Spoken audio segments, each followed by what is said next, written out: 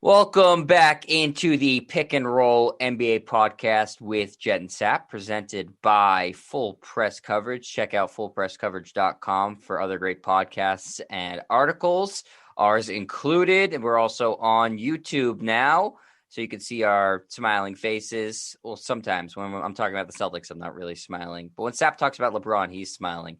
Go to youtube.com/JetStryer. We also tweet out the links, so you can just follow our Twitters at JohnSap25 or at JetStryer.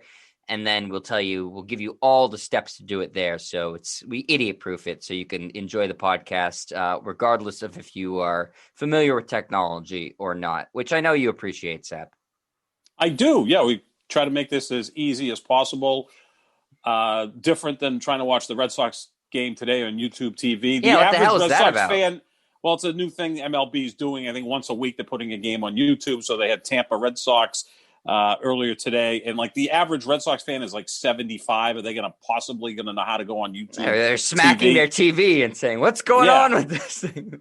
They're saying, this newspaper right here that I'm holding a physical copy of told me 1 o'clock today that the Red Sox are going to be on. What the newspaper does not lie. Print media does not lie. Never. Fake news. Yeah, so, we make it easier than the MLB, who is, at this point, just scrambling to try to find younger audiences because they've ignored them for, 30 years. But they're saying, this new thing, YouTube, there might be something to it.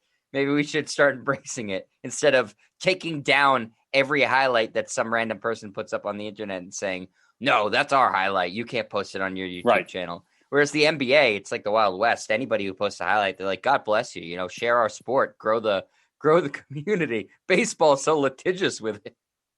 Yeah, exactly. I mean, Jared Carrabis is one of the best spokespeople for all of baseball at Barstool, and they try to shun him. While I don't know anybody that loves any sport more than Jared Carrabis likes baseball, other than you loving basketball. But basketball would embrace you. Whereas baseball is like, oh, no, we really don't want, him putting stuff out there because he may go over the edge. And yet, they should be asking him how to improve the game because he's such a baseball fanatic. Yeah, they're like, oh, if only this guy was 60 years older. Right. and fought in Vietnam. He'd be exactly. Perfect. Oh, man, that's their dream in terms of somebody like an influencer to cover their sport. But fortunately, we're covering basketball here, which, like you said, Sap, is a lot more accessible and amenable to people trying to help grow their sport organically. So the league doesn't have to do everything themselves. Though there are some networks who take exception to how people decide to go about growing their sport.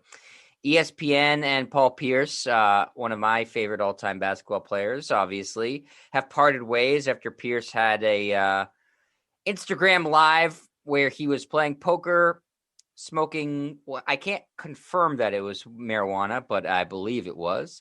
Getting his hair cut and had strippers in the background. Disney owns ESPN. Disney was not particularly pleased with the Instagram Live. They parted ways over the issue.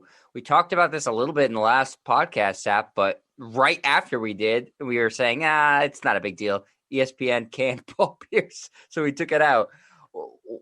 Were you? So I know you're surprised by this, but sort of getting more into depth about what your reaction was. I didn't think they'd do it, but I'm not totally shocked because ESPN is so image conscious.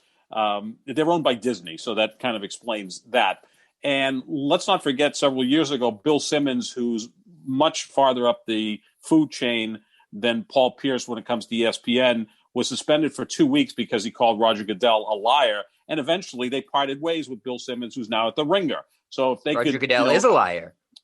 We're all liars. I mean, we've all lied at some point, right? So, but he got suspended for 2 weeks, and that's all he did. And Bill Simmons was, I would say, one of the 5 to 10 biggest voices on ESPN at some point. I know he was with Grantland at that point, but that was still part of ESPN. The faces of ESPN right now would be Mike Greenberg, Stephen A. Smith, and Scott Van Pelt. I think those are the three biggest faces. But Paul Pierce is somewhere around like 98. I mean, I thought he was pretty good on the jump. He's kind of a troll. Remember last year at this time, he was saying he had a better career than Dwayne Wade, which is blatantly false. I disagree with you there, but that's I agreed with the truth. Yeah, the truth was not telling the truth there. I go with D. Wade over Paul Pierce. 7 days a week, twice on Sunday. And he's trolled LeBron from time to time because he was a rival of LeBron's.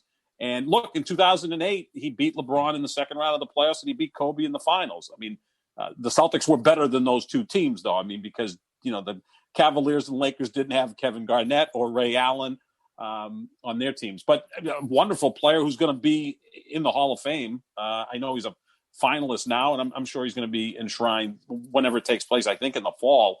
But ESPN is so image conscious that I don't think Paul Pierce could have been totally surprised by this. Now, Paul Pierce has got plenty of money. I would assume he's got a net worth of $50 million. I'm just going to throw that number out there. I know he likes to gamble, likes to play cards, but I think he's also pretty smart with his money. So he's got plenty of money. And now there's a report out, and I don't know if I can believe it or not, that a porn site wants to hire him for $250,000 a year. Mm-hmm. Oh, you said that very quickly. Are you a subscriber to Cam Soda? No, I just happen to know all the latest stories regarding anything in the Celtics universe, Sap. That's all there is to it. That's true. I found out about this too. Now, if he does that, then he's done with ever working for even TNT or anyone else, NBA TV. Would NBC Sports Boston bring him back? I don't know. They already have Perk, who I think does a phenomenal job. I thought Pierce was okay on ESPN. I don't think he was anything great. He's not Barkley. He's not Shaq. He's not Kenny Smith. I don't think he's Jalen Rose. I think Jalen Rose is one of the best guys on ESPN as well. But you can't be totally shocked because ESPN is always looking for a way to cut payroll. So this is like a great way to say, we're going to get off of his pay, whatever it may be, because he did this. And they just figured best thing to do was to cut ties with Paul Pierce. So I'm not shocked at all. Should have he lost his job? No. I mean, he didn't seem to be doing anything wrong or illegal. I mean, he's playing cards, which I guess can be looked at as illegal. I mean, years ago they would raid card games for whatever. Yeah, but there's no cash on the table, so you can't actually prove that it was illegal. Right? Yeah, it's just a bunch of guys playing cards. They're having fun. They love cards, Sap. It was just for the fun of the game. Leave him alone. I mean, he's smoking weed. He's vaping. That's legal in California, right? Yeah. He's getting a haircut. Did they nail him because no one was wearing a mask while they were giving him a haircut? Because we've seen NBA players miss time because of COVID protocol because their barbers ended up with COVID and may have given it to the players. The strippers there with their boobs hanging out, that's not necessarily a good look for a company that's owned by Disney. Yeah. And as long as they weren't underage, I'm kind of laissez-faire with that stuff, but not shocked that he lost his job. Yeah, it's not. I don't think it's fair, but then again, the corporate world isn't fair ever. No. So I understand that, like you said, they if they can cut payroll, they will cut payroll, and certainly they don't need Paul Pierce in that position. There's a bunch of guys who could do either 98% of what he is, 99, or even do better. It's not like Paul Pierce is everybody knows who he is, who follows basketball, and I think he did a pretty good job there. But it's not like he was irreplaceable, like you said. Charles Barkley is irreplaceable for what he does on TNT. So yeah, I get it. I mean, as a fan, I think it sucks, but he didn't seem too broken up about it. He went on Instagram Live right after and posted and said, just laugh, smile, great things ahead. Like he's got a lot of money in the bank. I think he'll be fine. And he'll find another job. I know Barstool is sniffing around. Maybe the Celtics bring him back in some sort of organizational capacity. To maybe what, they manage the card games on the road? Well, I don't know. Maybe they want to groom him as a potential front office guy, Sap. I don't know. Why not? I mean, I don't think he'd be a good coach. He's too good a player to be an effective coach. I mean, you count on one hand great players that were great coaches. Look, when you're a person like Paul Pierce who's got plenty of money and you've got other interests, and I know that isn't he a spokesman for a vodka company or something along the lines of that? These days? Who isn't these days? Yeah, no, I mean, I don't even drink. I'm a spokesperson for a vodka company. But I laugh when people say Kevin Garnett's going to come back and be general manager of the Celtics. Kevin Garnett is worth $300 to $400 million. He wants to be part owner of an NBA team at some point. I'd sell the Celtics to him. Give it to him. Well, he doesn't have enough money to buy it, but he could get investors, right? He also now is. I'm in for about $100. $100. I mean, go for it. What you need to do is become a Packers shareholder because you actually can do that I think the last public offering was about $250 a share. I don't have one. The next time it's offered, I think I'm going to buy a share so that I can make sure that Aaron my Rodgers guy, won't be on Aaron the Rodgers, team at that point. probably won't be on the team, so I won't be interested in them. He'll be a Patriot by 2022, so maybe they'll have a public offering down in Foxborough. But yeah, and Robert Kraft's not selling. Sorry, Seth. No, unfortunately, he's not. Hate to break it to you, but yeah, I'm in to chip in for KG to buy the Celtics. With Grossbeck's Sure. too close with Danny Ainge and Brad Stevens. We need a change of blood in there. Kevin Garnett would fire people, no problem. Everybody it'd be like the Yankees in the 70s and 80s. Sap. Yeah, with George Steinbrenner, it'd be the same thing. No one's job is safe. That's not a good way to run Garnett's an getting organization angry. either. Yeah, not a good way to run an organization either. I mean, somewhere in the middle where, the coaches, the players are never going to fear anything. They've got guaranteed contracts. Jason Tatum at this point can give the middle finger. You don't want it to be the Supreme Court, but you also don't want it to be, right. Donald Trump's cabinet. Right, exactly, where you have sometimes somewhere in between. Right, 3 or 4 people served in the same cabinet position. I'm like, I've lost track of who was whatever. So, yeah, I mean, you need someone who's ready to push a little bit, but also control himself. Yeah, Garnett wants to own a team. Garnett's getting into acting now. Everybody's doing a podcast. If they can monetize that, God bless them. So these great players, they have a lot of other interests. They either want to own part of a team. They want to own part of an EPL team, right? Or Garnett's a team a big in soccer Italy fan. and Serie A. They're all huge soccer fans. I mean, look, LeBron owns 2% of Fenway Sports Group, which owns Liverpool. So technically, LeBron owns 2% of Liverpool. So they want to get into those types of things. Like LeBron's never going to be a general manager or a coach. Well, he's it's already a sustainable form of income, career. right? It's not, playing days are finite. When you own a team, you're just generating revenue year after year after year after year. You could look at the people who own the NFL teams. They basically, half of them haven't been able to get out of their chairs in, 50 years. They're over 200 years old, a lot of these people. So the lucky sperm club, right? You're the third generation owning a team. And look, as bad as I am with money, I'd make money running an NFL franchise. I think the original Art Rooney is still alive somehow. Is like on machines. He's 306 years old. He was friends with Benjamin Franklin, and he's still running the Steelers.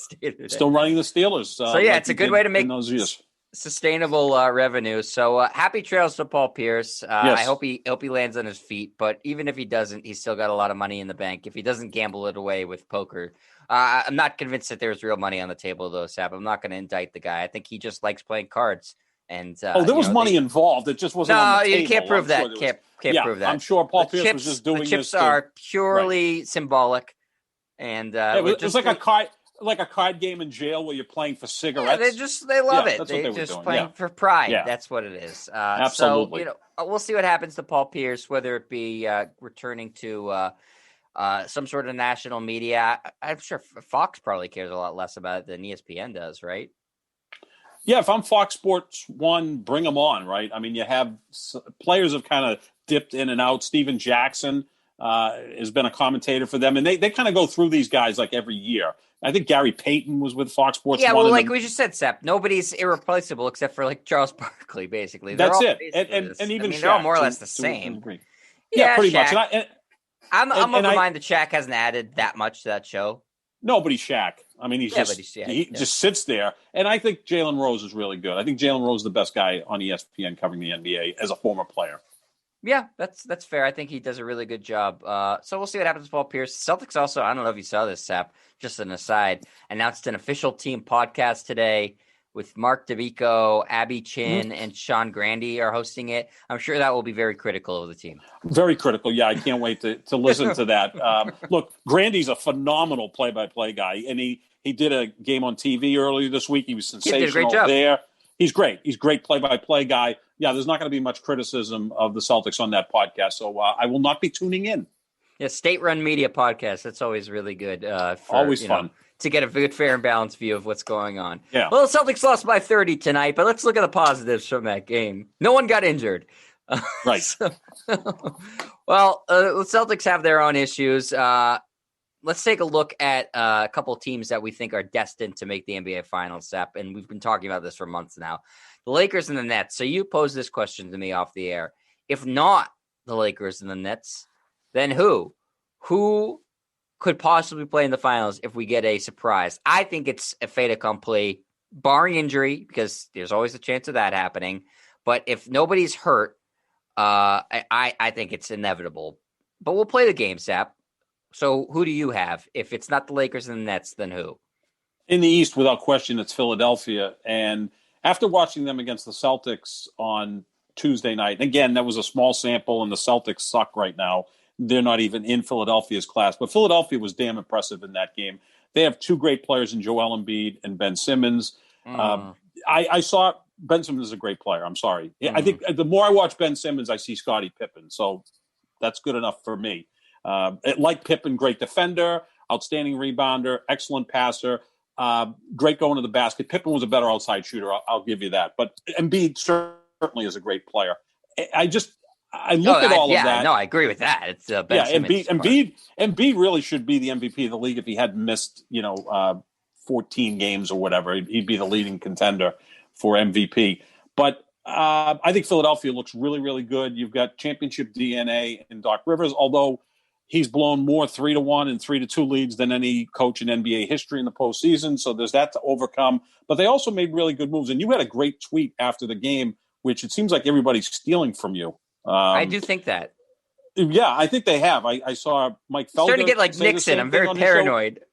Get paranoid. But Mike Felger said this, and I think they saw this on a national show talking about it. Look, the Celtics, maybe they can make some tweaks. Look at what the 76ers did. And they brought in Daryl Morey as the general manager. They brought in Doc Rivers as coach, and they went out and signed veteran free agents, not big splash free agents, and Danny Green and Seth Curry. And voila. And Doc Rivers got to Joel Embiid. Embiid's an MVP candidate. And now you've got a team that I think they can win the East. Now, their path to that would be if they can be the number one seed and Brooklyn was to play Milwaukee in the second round, and that's a 6 or 7 game series. Not that Milwaukee would upset Brooklyn. Then I think Philadelphia, because they play real defense, right? I mean, I think Simmons could check Durant. Look, Durant's going to score no matter what, but I think he can check him. And Embiid is a difficult matchup for anybody. So I think Philadelphia. I'd rather put East, Simmons on Harden maybe than Durant. Just like say you could go for it, Durant. Either one, yeah. I mean, and Simmons is such a great defensive player. He locked up. Yeah, I'm not arguing. I don't argue that at all. He's one of the best defensive players in the league. He might be the best on-ball defensive player in the league at 6'10" with that wingspan and strength and everything else. So I would say Philadelphia in the East. In the West, the Clippers, that's not really a surprise. And my biggest fear out West is that the Clippers and Lakers meet in the first round. But, hey, if you got to beat them at some point, beat them in the first round. And Rondo still scares the hell out of me. He hasn't done much in his first few games with the Clippers. But once you get to the postseason, you get postseason Rondo, which is a dangerous player. And Phoenix, look, I keep saying I don't take them seriously. But since an 8-8 start, they're 27-6 yet. They have the best record in basketball the last 2 months. And they're doing it with Chris Paul having an MVP caliber season, although his numbers don't look like an MVP candidate. DeAndre Ayton seems to get better every week. And Devin Booker is a stud. And again, what I think of Monty Williams. I think he's one of the best coaches in the league because he can connect with players. He was a really good player in the NBA. And he just has a presence about him, a calming influence. And I think he's a fantastic coach. So those would be the two teams out West. I agree. If Brooklyn and the Lakers are healthy and, Kyrie doesn't implode things in Brooklyn, it should be Brooklyn and the Lakers in the finals. But now you've got Harden dealing with a hamstring issue. They're saying he's going to be out for 10 days. It normally goes longer than that. Again, it's not a young team with Harden and Durant, and it's a team that's played a lot, in terms of those two players. So that could be an issue. But I'd say Philadelphia in the East, I think they're a real contender. The Clippers, because Rondo, I think, can make everything work together out West for the Clippers. I like Philadelphia a lot, and I saw obviously them dismantle the Celtics the other night. I'm going to go with Milwaukee, though, Sap. I still believe that them being under the radar, I've said this before, this season is the best thing for them, and they wouldn't be favored if they're in a series against Philadelphia or Brooklyn. They're not going to be favored. They'll be the underdogs in that series, which I think is a better thing for them to be looked at as a team that is going to that play with house money as opposed to the team that was expected to get through the East. I like the moves that they've made to get Drew Holiday, obviously, and to surround the team. Seems more balanced to me this year. They seem looser, I think, because the expectations are less.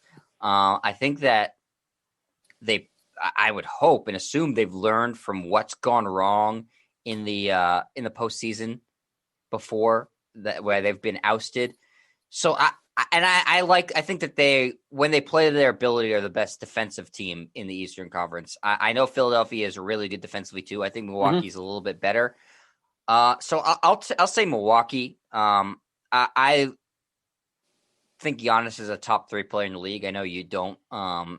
And you could certainly make a case Embiid is a better player than him right now, but I don't know. There's something about them being under the radar and the past few years not coming up short. I could see them doing it. I really love Drew Holiday. So again, I definitely think it's going to be Brooklyn, but if I had to pick, I like Milwaukee slightly better than Philadelphia. It might come down to because I just don't think as highly of Ben Simmons as you do. I think that, listen, you're not going to take away – nobody's been able to take away Embiid. No. People were crapping on Robert Williams because he had a bad game against Embiid last night. Embiid took it to Rudy Gobert, who's the front runner for Defensive Player of the Year. I mean, he lit him up for 40. So no one's stopping him. It doesn't matter who you throw at him. So let's take that away. I don't think that Ben Simmons can step up in the playoffs and score enough points because it's going to get tougher and they're going to make him shoot. I don't know if that he's going to be willing to do it. And so if he's not willing to step up and score more, because again, in a postseason series against a really good team, he's going to need to do it for them to advance. I have a lot more confidence in a Drew Holiday or Chris Middleton stepping up to the plate once Giannis is taken away than Ben Simmons. And that's what it comes down to, I think, the most for me is that I think that Ben Simmons might be a better player than those guys, but in terms of what you need in the playoffs, I have more confidence in those guys. A viable point, absolutely. Simmons hasn't really proven himself in the postseason. Again, he had that Simmons 1 point game. I guess I can speak. He had a 1 point game against the Celtics a few years ago in the playoffs, and I think everybody remembers that, where it was like a complete 0 that game. But I have high hopes for him. I think he's evolving as a player. But yeah, he plays with less emotion than Jason Tatum, if that's possible. I mean, Jason Tatum and Ben Simmons, play with like no emotion, which can be frustrating at times. You can pull that off if you're like Kevin Durant and no one questions you. When you're an ascending player, you got to show a little bit more than that. But at least Simmons is in a really good spot in Philadelphia because he's not the alpha dog Joel Embiid is, whereas Tatum is supposed to be with the Celtics. So I think it's going to be interesting. I think seeding, Jet, is very important, though, because if you're the 1 seed, you don't have to play 2 of those teams because it's 3 good teams in the East, right? I mean, Philly, Milwaukee, and Brooklyn. So if you can avoid one of those teams in the second round and you're playing Miami or the Knicks or whoever, you kind of get a clear path to the Eastern Conference Finals, kind of like the Patriots getting to the AFC Championship game every year because they always had the number 1 seed, or they avoid playing the third best team in the conference. So I think that should be interesting.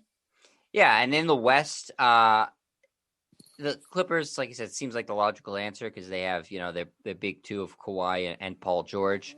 Kawhi, we've seen just be an absolute game changer in the postseason. I'm going to go with the Nuggets, though. They were in the Western Conference Finals last year. I think they made a great trade deadline acquisition to get Aaron Gordon without giving up something that was really important to their team. Gary Harris and RJ Hampton were not necessary to the success that the Nuggets have had. I think it's a really interesting athletic switchable defensive team. Yeah. I mean, you don't think Jokic of athletic, but the rest of the guys are athletes. And Jokic is just like so deceptively good at everything, like literally everything. There's no real flaw in his game. I mean, he's the best by a mile, the best passing center in the league. No one's even close to him. He blocks shots. He's not a bad defender. He's an excellent rebounder. He can score from anywhere on the court. So you have a legitimate stud who right now seems to be the front runner for MVP in that series. So at least you have that. we've seen Jamal Murray turn it on in the playoffs. Last year, he was a force in the playoffs. Mm-hmm. Aaron Gordon, I think, is in a more comfortable role for him. They have other good complementary players. Will Barton, Michael Porter Jr. is a guy that a lot of people think has superstar potential. So I like the depth of that team. I like the uniqueness of their team. I think they pose a different type of matchup than any other team in the West to the Lakers. That they're a team where you have to worry about defending a lot of different players. So listen, I obviously, like I said, with the Nets, I think it's Lakers. The Lakers are going to come out of it. But in this exercise, I like the Nuggets because of how deep they are and because they do have that 1A type player. And that's always, you need that guy. You're not winning a team. The only team that's won in recent memory without that is the Pistons. And that was like a one-off without having that truly elite level 1 player. But they were extremely deep too. So, if that matters in the postseason is you don't have to go 12 deep, but you'd like to go 8 or 9 deep and have reliable players, and the Nuggets really do. And they all have sort of unique skill sets, right? Like Aaron Gordon's very different than Jamal Murray, who's very different than Nikola Jokic, who's different than Will Barton, who's different than Michael Porter Jr. So it's like it's uncomfortable playing against them, I think is the point I'm trying to make, is that they're such a uniquely constructed team. You can't really look at how you played against one team and say, we're going to play this way against the Nuggets. They just present a unique challenge. It's like facing a bullpen in baseball that has all different types of pitchers, right? That's a great analogy. That's a great analogy. You got a righty guy who sinks the ball, a lefty who's a power pitcher, another guy got a different arm slot. Like it'd be like the Tampa Bay Rays constructing a basketball team, because that's how they construct their bullpen. And also give Denver a lot of credit. The 4 teams that made it to the conference finals last year had a very short offseason. I mean, we talk about the Lakers and the Heat having 72 days between the end of their season and the start of this season. The Celtics and Denver only had about 90 days between the end of last season and the start of this season. The Celtics and the Heat have just been a mess this year. I mean, the Heat have just never caught fire. I always keep thinking that they're the 4th best team in the Heat. It's a good pun. In the East, yeah, the Heat has not been on fire. That's right. But Denver, give them credit. They're climbing up now. They're 5th in the West. They are a scary team. So I think that's a viable choice, Jed. Right. They started a little bit slow, and then they really started to get their groove. And I think they believe they can win the championship this year. Yes. And that's the move to get Aaron Gordon indicates to me that their front office is saying, we're going to go for it. And we're going to try to win this thing. So when you have that internal belief, I think that makes a difference. These guys know the shake. They know that if they're going up against the Lakers and the Nets, they're going up against a very tall mountain to climb. And that, I'm sure Damian Lillard he has utmost belief in his own talent, but I don't think he looks at playing the Lakers and says, we're going to win this series. Right. They know. But I do think that there's an internal belief in the Nuggets that they can legitimately win it. Whether that's foolhardy or not, that will come down to the series.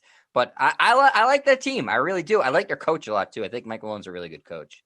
He is. He's a very good coach. He's been in the league for forever, and his dad was an accomplished coach in the NBA as well. Right. So Moses Malone was his dad. Yeah, Moses Malone, his dad, who looked nothing like him. May he rest in peace. But the West is just so deep, isn't it? I mean, we talk about the East, and there's only 3 choices. Out West, we're talking about Denver as a 5 seed. We're talking about Portland, maybe on the periphery as a 6 seed. Dallas is playing great basketball. They're 20. Neither of us mentioned Utah, who's in first place. Utah only has the best record in the league, and I touched a little bit on Phoenix because all the parts are fitting. Yeah, and seeding is going to be important out West. You want to avoid being 7 through 10, but also, if you're if you say you're Utah and somehow the Lakers are the 8th seed after that play-in, Utah goes, that's great. We had the best record in basketball, and our first series against LeBron and Anthony Davis coming off a month and a half's rest. God, I mean, how unlucky would that be? But I think it's going to be a fun playoff. In the end, we both agree it's going to be Brooklyn and the Lakers. It usually is the most predictable of postseasons, but I think that there are some teams out there that can maybe crash the party. Yeah, there are, and like you're saying, the West is a lot more volatile, I think, than the East, because there does seem like a clear 3-team hierarchy.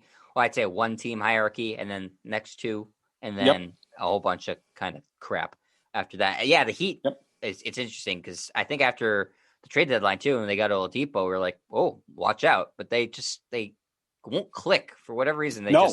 It's not snapping in. Maybe in the playoffs they turn it to another level, but when does that ever really happen?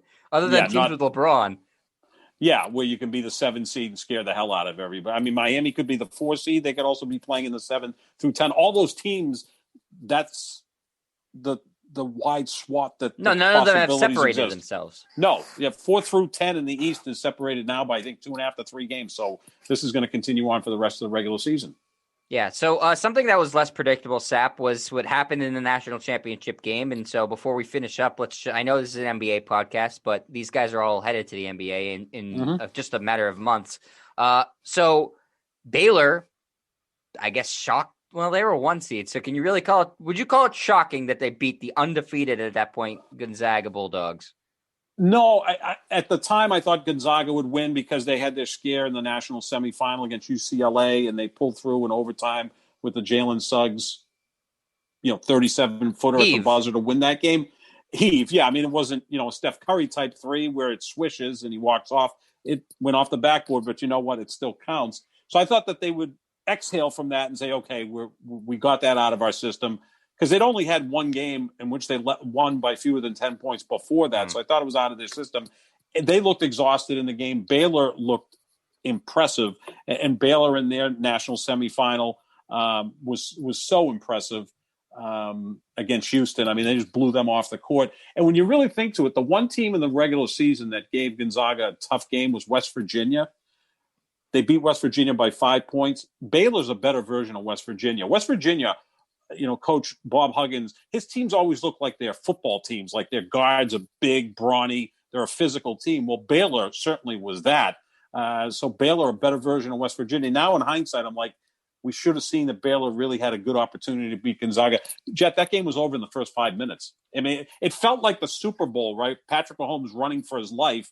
Well, Gonzaga could never get a free shot against Baylor. I mean, Baylor's defense was outstanding, and then Baylor starts to hit 3-pointers. I saw someone on Twitter point out that on one end of the court, Baylor's guards feel like the bad boy Pistons. They're physical, they're tough, they're in your face. And at the other end of the court, they feel like the Splash Brothers. How the hell are you going to beat that? So I think of all the players that were on the court the other night, Jalen Suggs is going to be the best pro, without question. But those Baylor guards were impressive. I know you must absolutely love Davion Mitchell. I mean, there's a guy that is right up your alley, right? A physical player, gritty, smart, tough. I think he's going to be a really good pro. I think in terms of his career in the NBA, I'm not saying he's going to be an all-star, but I think he'll be a perfect third guard because he can do so many things well. Just picture him, as your first guard off the bench. You can give you 28 minutes, partly at point, partly at shooting guard. I think he's going to be a really, really good pro. But Suggs, I think, was impressive. He's still got to work on a few aspects of his game. His shooting will improve. But to win by 16, that's shocking, right? I thought it'd be a closer game. But the more you think about it, Baylor's good. And Baylor wasn't challenged in the tournament, Sap. Looking at their wins, they dominated Hartford in the first round. They won that game by over 40 points. Oh, no, sorry. No, I'm looking at it wrong. They won that game by over 20 points. Yep. Wisconsin, they took care of by 13. Villanova, who, has had a lot of success in the tournament recently, they took care of them by 11. Arkansas, they beat by 9. Houston, they absolutely throttled in the Final Four by 19 points. And then, it was never a game against Gonzaga. No, they ended up winning by 16, and it didn't seem that close. It was never a game. Gonzaga made no run at it. Never. They cut it to 10 at the half. And then before and I stupidly tweeted, I think Gonzaga's going to win this game. And Baylor is like, this run meant absolutely nothing. They just came out and started pounding away again at Gonzaga. To Baylor's credit, they scouted Gonzaga well and said, we could just out physical this team and take away their heart. Yeah, I mean, I look at those Baylor players. If they don't make it in the NBA, they could make it in the NFL, especially Mark Vital, who's 6'5", 250. He had 11 rebounds in the championship game. I mean, he looks like an NFL tight end. So if he doesn't make it in the NBA, maybe he signs as an undrafted free agent and goes the way of Antonio Gates and has a great NFL career, because he was damn impressive as well. It really, I mean, I know it's a phrase we use far too often. It really looked like men against boys. Like Baylor had grown men out there that had like NBA physiques, and Meanwhile, Gonzaga didn't. Although the Gonzaga program's in great shape, they've got the number 1 or 2 recruiting class for next year, and they're already considered the front runner for next year. So, and I would be shocked if Suggs comes back for sophomore year, because I think his value is at its highest right now. Yeah, don't do it. Worst, take the money. Don't do it. Take the money. He's going to be a top 3 pick, I would think. Go in, start playing. Because if he comes back next year, if there's some sort of injury, God forbid, or if his play goes down and all of a sudden he's a 9th or 10th pick. I just think back to Matt Leinart, who decided to go back one more year at USC to play quarterback, and he was going to be the consensus number 1 pick, went back for senior year, didn't play all that well, and fell to number 10, and his career was derailed at that point. Yeah, same thing happened to another USC quarterback a few years later. Matt Barkley did the same sort of thing. Yes. He was going to be the number 1 pick, just like Leinart, went back for his senior year, didn't play particularly well, fell way in the draft, and never had much of an NFL career. So take the money when you have the opportunity to take the money. And Suggs had a terrific tournament and has played him. So, yeah, like you said, his value, I think, is at an all-time high in terms of where he's going to get drafted. And I expect him to come out. I of the Gonzaga's 4 guys that are expected to get drafted, it seems like at least 3 of them will come out. Well, one of them, I think Kispert's a senior. Kispert is a senior, yeah. So he's got to go. Suggs, Ayayi as a junior, but I think people are expecting him to come out. Timmy's the one guy who might stay and be, probably the favorite for the Wooden Award next year if he does stay. But we'll see what happens with them. But yeah, credit to Baylor, who also, with the guys like Davion Mitchell too, Sap, they played themselves into getting drafted at a higher position. NBA scouts watch these games closely to see how you perform on the big stage. And fair or not, if you have a good tournament, it really impacts your draft standing. If you have a bad tournament, it negatively impacts your draft standing. So Baylor, really, those guys, I think, have elevated themselves from fringe first-round picks to, at least with Mitchell's case, a possible lottery pick.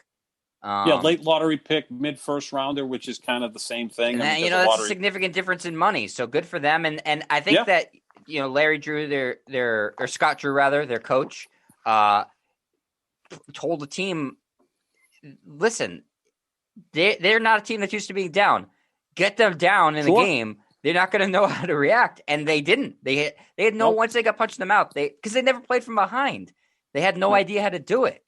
And, then if you're playing from behind, you start missing some threes, you start missing some shots. Suddenly you're thinking about the perfect season in the back of your head. It's the same thing sort of that happened to the Patriots when they lost their perfect season too. That some things don't go wrong right in the game, like how it's usually gone. And you can start thinking about all this other stuff and not thinking about the actual game itself. And Baylor is too good of a team to ignore and start thinking about, the perfect season. So credit to Baylor. And by the way, what a phenomenal job Scott Drew has done with that program to take it from, which was basically a program that was on the periphery of being just removed from Division I because they had a murder in their program, just a mess. The Baylor athletic department, we could do, you could do a 10-episode podcast series on what a mess they've been. But I don't think that anybody was expecting Baylor to win a national championship anytime in the next, 50 to 100 years once that happened to them. And he's now taken them to, an incredible heights, which is winning a national championship. Not many teams can claim that, and now Baylor can. And, it's a school in Waco, Texas, that's often looked at as like the 4th or 5th school when you think of Texas schools. You think of UT, you think of Texas A&M, Texas Tech. Some people think of TCU, not really Baylor. And here they are on top of the college basketball world. And then they beat an undefeated team that a lot of people were thinking was one of, if not the best college basketball teams we've seen since the Indiana team that went undefeated. Yeah, no, they just couldn't seal the deal. And they've now lost 2 of the last 4 national championship games. This one wasn't even a game. I mean, 86-70 doesn't even tell the entire story. But I think their position is in good shape at Gonzaga. They're going to be a contender for the national championship for many years to come. And Baylor showed a team that had experience and again had that mental and physical toughness. And, they were able to pull through. So it wasn't a surprise that these 2 teams met in the finals. These are clearly the 2 best teams in college basketball this year. I don't think it's a wild surprise that Baylor won, but it is that they won so handily. Yeah, I mean, I'll say it. I thought I had Gonzaga all the way. So I was surprised. But I think you said this right at the top, Seb. I think everybody sort of overlooked Baylor. They lost Yep. 2 games in the Right. regular season. 2. One was in That's it. the conference championship game to Oklahoma State. So, for a team that only had lost 2 times, people were writing them off as, they have no chance. I mean, they came into the tournament with as strong of a regular season as you can basically have without going undefeated. So people overlooked them, and they shut everybody up, to their credit, because like you just said, Seth, it wasn't even a game. They took them out right away. So congratulations to Baylor on winning, and we'll see what those guys all do on the next level. I think people are really excited to see what Suggs does in the next level, but I'm excited to see what the Baylor guys do too. And when you win the national championship, it really helps with recruiting. So Baylor and Gonzaga will be just fine. Yeah, like you said, Gonzaga, I think, is the top or second rated recruiting class in the country. Chet Holmgren who's the top recruit in the country, I think he's leaning towards there too. So they should be fine. Though they're still looking to get that championship over that hump, Sap, that they've been knocking at the door since the John Stockton days. Yeah, a lot of great coaches in college basketball have won exactly one championship, right? Whether you look at Bill Self at Kansas, Jim Boeheim at Syracuse, John Calipari, both at UMass, Memphis, and Kentucky. These are all great coaches in the Basketball Hall of Fame. They all have won championships. So Mike Krzyzewski, kind of like Belichick, has set the standard so high because he's won 5, and Roy Williams recently retired, has won 3 at North Carolina. To win 1 is difficult, and I think Mark Few will get that 1 championship at some point. He's in his late 50s, seems to be enthusiastic about the job. And it's a pretty cool place, Spokane, Washington, from what I understand. So I think that they'll get it done at some point. He tries to schedule as many tough out-of-conference games because the WCC is not a really strong conference. It just, again, what makes college basketball so much fun in March Madness, it's one and done. If they played a best of 7, I think Baylor would probably still beat them, but it might be 4-2, and you'd have that back and forth. But Baylor deserved to win, and as you say, congratulations to the Bears. Yeah. All right. So that's going to do it for this edition of the Pick and Roll NBA podcast with Jet and Sap. I know we ended on a college edition, but like I said, those guys are going to be NBA soon enough. So it's basically the same thing. We are presented by Full Press Coverage. Check out their website, fullpresscoverage.com, to find this podcast and other great podcasts and articles, including some from John Sapichetti, which we're going to talk about in our next podcast. So make sure you stay tuned for that one. We will be tweeting out the links for all the podcasts at John Sapp 25 at Jetstryer, and check us out on YouTube, youtube.com/Jetstryer. All right. See you, everybody.